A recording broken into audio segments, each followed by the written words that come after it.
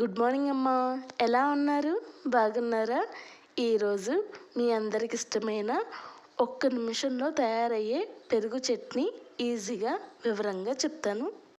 మీకు పెరుగు చట్నీ ఎంత కావాలో అలా పాలు నైట్ అంతా పెరుగులో తోడేసుకోండి అమ్మా. ఇలా పొద్దున్న లేసేపటికి మనకి గట్టిపడిపోద్ది పెరుగు అనేది. ఇప్పుడు మనం ఒక కళాయి తీసుకొని కొద్దిగా ఆయిల్ వేసుకొని ఆవాలు, పచ్చెనపప్పు, మినప్పప్పు వేసుకొని 2 నిమిషాలు పచ్చివాసన పోయిన తర్వాత జీలకర్ర, కొద్దిగా కరివేపాకు, ఒక 3 ఎండుమిర్చి.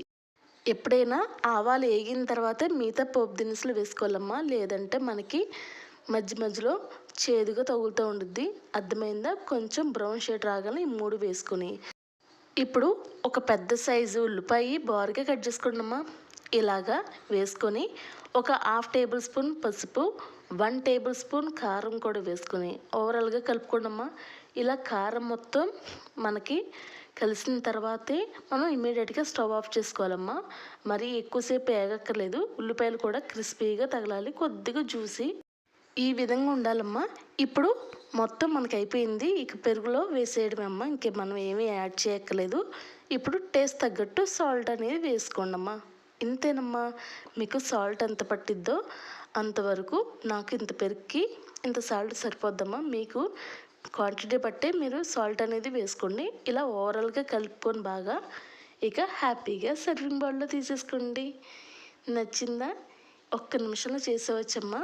సరేనా? మీకు కూడా ఈజీగా ఇంకా వంటకాలు అన్నీ చెప్తూ ఉంటాను. శ్రద్ధగా నేర్చుకోండి అమ్మా. థ్యాంక్స్ అమ్మా. Thanks for watching. ఇప్పుడు దీనిపైన కొద్దిగా కచ్చాపిచ్చిగా మనకు తగలాలని లైట్గా ఉల్లిపాయలు వేసానమ్మా. ఇలాగ బారుగా కట్ చేసుకుని కొద్దిగా డెకరేషన్ కోసం కొత్తిమీర కూడా వేసుకున్నానమ్మా. ఇంతేనమ్మా. ఇంకా మనం ఏమీ యాడ్ చేయక్కలేదు. ఇవన్నీ మనకు ఆప్షనే. మీకు నచ్చితేనే వేసుకోండి. సరేనా? థ్యాంక్స్ ఫర్ వాచింగ్ అమ్మా. ఎప్పుడు మీరు నవ్వుతూ ఎదుటోళ్ళని కూడా నవ్విస్తూ ఉంటే ఇంకేం కావాలమ్మా. నేను ఎప్పుడు ఇదే నేర్చుకున్నాను కాబట్టి నేను అదొక్కటే చెప్పగలను. అండ్ థ్యాంక్స్ ఫర్ వాచింగ్ అమ్మా.